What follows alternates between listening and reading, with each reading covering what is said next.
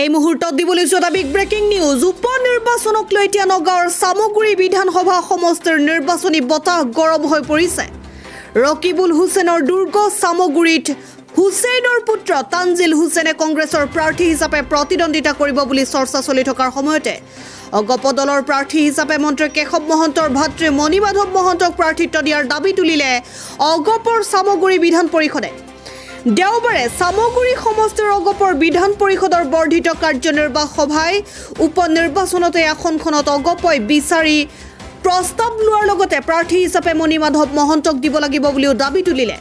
মিত্ৰ দল অগপই সামগুৰিত এইবাৰ উপনিৰ্বাচনত বিজেপিৰ প্ৰাৰ্থী নহয় অগপৰ প্ৰাৰ্থী বিচাৰি নাম পৰ্যন্ত চূড়ান্ত কৰাক লৈ ৰাজনৈতিক মহলত সৰব চৰ্চা চলিছে। আমি পুনৰ জনাইছোঁ উপনিৰ্বাচনক লৈ এতিয়া নগাঁৱৰ সামগুৰি বিধানসভা সমষ্টিৰ নিৰ্বাচনী বতাহ গৰম হৈ পৰিছে।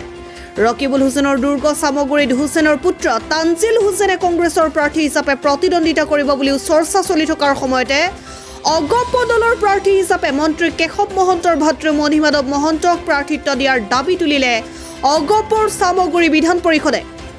আগতে আমাক সিটটো এৰি দিয়ক, তাৰ পিছত আমি ৰকিবুল হুছেইনৰ লগততো আমাৰ খেল হ'ব। আৰু আপোনালোকে শুনি ভাল পাব যে 2021 চনত ৰকিবুল হুছেইনৰ এই সামগুৰি সমষ্টিত 26,000 ভোটত তেওঁ লিডত আছিলে। কিন্তু আজি যিটো আমাৰ লোকসভাৰ নিৰ্বাচন হৈ গ'ল, এই নিৰ্বাচনত তেওঁ মাত্ৰ 3,476টা ভোটতহে মাত্ৰ লিডত আছে ইয়াতে কংগ্ৰেছ। গতিকে আপোনালোকেতো জানেই যে যিহেতু ইয়াতে বিজেপিৰ দলৰ আমাৰ প্ৰাৰ্থী আছিলে, গতিকে বিজেপি দলৰ প্ৰাৰ্থীতকৈ যদি এজিপি দলৰ ইয়াৰ পৰা প্ৰাৰ্থী দিয়ে তেওঁলোকে নিশ্চয় ইয়াতে অলপ এডভান্টেজ পাব আৰু এই ভোটখিনি আমি নিশ্চয় এইখিনি আমি অতিক্ৰম কৰি আমি জয়যুক্ত হ'ব পাৰিম। ইতিমধ্যে গম পাইছোঁ আপুনিয়ে নহয় আপোনালোকৰ কেইবাজনো সন্ধিয়া কংগ্ৰেছ ত্যাগী, গতিকে এতিয়া এজিপিৰ হৈ আপোনালোকে এতিয়া প্ৰচাৰ চলাব, ৰাইজৰ ওচৰত কেনেকৈ বিশ্বাস ভাজন হ'ব বা কিবোৰ টপিক লৈ আপোনালোকে আগবাঢ়ি যাব? আমি যিসকল কংগ্ৰেছৰ পৰা ওলাই আহিছোঁ, আমি কিয় ওলাই আহিছোঁ সেইটো সামগুৰি সমষ্টিৰ মানুহে জানে যে ৰকিবুল হুছেইনৰ একানায়কত্ববাদ আৰু অত্যাচাৰৰ কাৰণে আমি তেওঁৰ ফালৰ পৰা আমি ওলাই আহিছোঁ। আমি কংগ্ৰেছেই কৰিব বিচাৰিছিলোঁ, কিন্তু এজন একানায়কত্ববাদ শাসক ৰকিবুল হুছেইন আৰু তেওঁৰ পৰিয়ালকেন্দ্ৰিক ৰাজনীতিত আমি অতিষ্ঠ হৈ তাৰ পৰা ওলাই আহিছোঁ। এইটো সামগুৰি সমষ্টিৰ মানুহে জানে। আৰু বিগত নিৰ্বাচনত সময়তো আমি লোকসভাৰ নিৰ্বাচনত আমি সামগুৰি সমষ্টিৰ বিভিন্ন অঞ্চলত গৈছোঁ, ৰাইজৰ মাজত গৈছোঁ।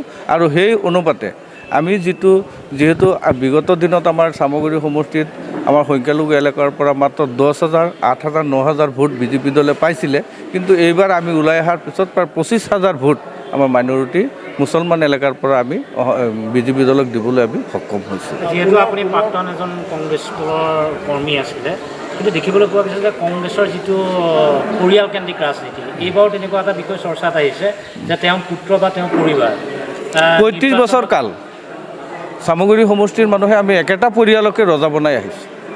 আৰু বেলেগ নাই নেকি মানুহ কংগ্ৰেছৰ?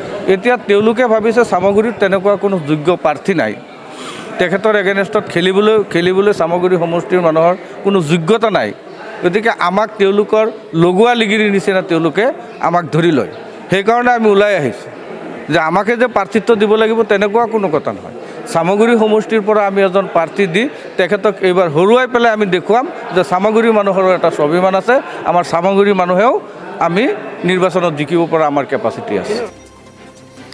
বিভূতি বৰাৰ ৰিপৰ্ট, সুহানা লাইভ।